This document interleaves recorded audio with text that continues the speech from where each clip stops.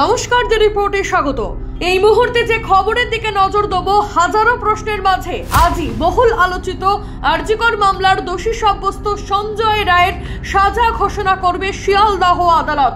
সঞ্জয়কে কি সাজা দেওয়া হয় সেই দিকে তাকিয়ে রাজ্য, দেশ সহ গোটা বিশ্ব রায়ের কঠোর থেকে কঠোরতম শাস্তি চাই। তবে শুধু সঞ্জয় রায় ছাড়া যারা যারা জড়িত তাদের সকলেরই আমি কঠোর শাস্তি চাইছি। শিয়ালদহ আদালতে যাওয়ার আগে প্রতিক্রিয়া দিলেন নির্যাতিতার মা। প্রথম দিন থেকেই আমরা বলছি একজন দোষী নয়, হসপিটাল কর্তৃপক্ষ জড়িত এর মধ্যে।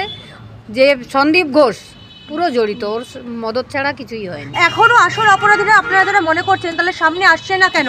কারা কি লুকোনোর চেষ্টা করছে? কোনো প্রভাবশালীর হাত কি মাথায় রয়েছে? সিবিআই তদন্ত অবশ্যই রয়েছে।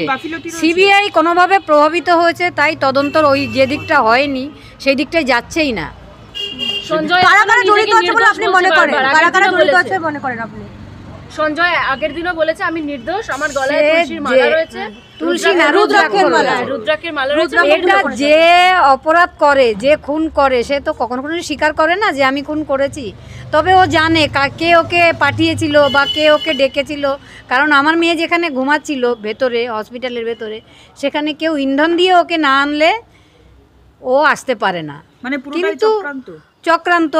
কিন্তু ওকে যে কে এনেছে, কে ডেকেছে, শুধু এক বিনীত গোয়েল বা কোনো এক আইপিএস অফিসার এটাই বলছে।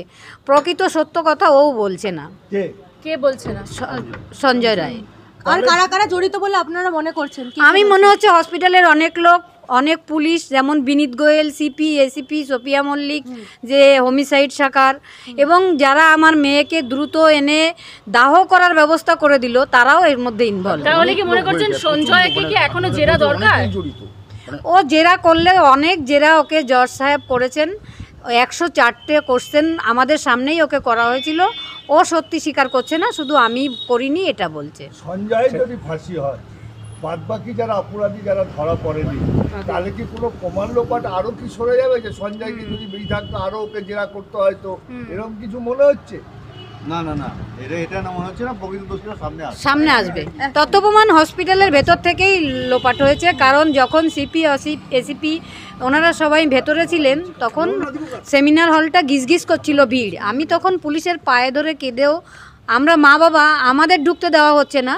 কিন্তু সেখানে দেবাশিস সোম বলে একজন ফরেন্সিক এক্সপার্ট ছিলেন, অভিজ্ঞ, বিরূপাক্ষ, এরা সবাই, ডিসি ইন্দিরা মুখার্জি, সবাইকে একদম দেখিয়ে দিয়েছেন এরা আমাদের এক্সপার্ট, ফিঙ্গারপ্রিন্ট এক্সপার্ট, এই এক্সপার্ট সেই এক্সপার্ট। কিন্তু তাদের বিষয়ে কোনো তদন্তই আসেনি এখনো। তাহলে যদি আজকে সঞ্জয়ের ফাঁসি ঘোষণা হয়, তাহলে কি মনে করছেন যে সবটা ধামাচাপা পড়ে যাবে? না, ধামাচাপা পড়তে দেব না আমরা। আসল অপরাধী যতক্ষণ না দোষ সামনে আসবে, ততদিন লড়াইও জারি থাকবে, আমাদের কোর্টের লড়াইও জারি থাকবে। সেদিন কি সঞ্জয়ের কোনো অনুশোচনা ছিল? না না না, কোনো অনুশোচনা সেদিন যেরকম হয় সেরকম ছিল। এই সমাজকে কালিমা মুক্ত করার যে লড়াই, সে লড়াই আমাদের চলবে।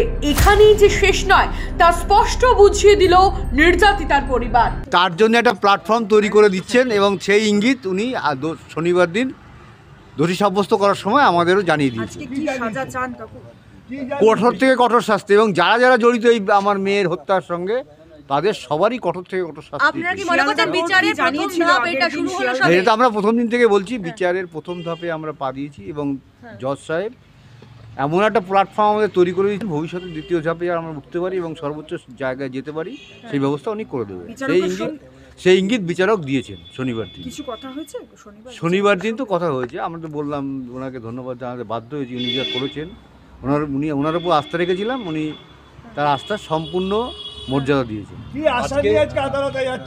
আদালতে যাচ্ছি, আমরা রায়ের কপি পাবো এবং ভবিষ্যতে লড়াই আরো জোরদার করতে পারবো, সেই আশা নিয়েই যাচ্ছি।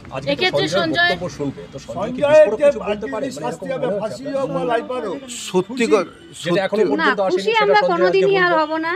আমাদের একমাত্র মেয়ে চলে গেছে, তার স্বপ্ন শেষ হয়ে গেছে, আমাদের স্বপ্নও সেদিনই শেষ হয়ে গেছে। খুশি আমাদের জীবনে। এখন আমাদের লড়াই এই সমাজকে কালিমা মুক্ত করার জন্য আমাদের যে লড়াই চলবে। কি চাইছেন, যাবজ্জীবন নাকি মৃত্যুদণ্ড?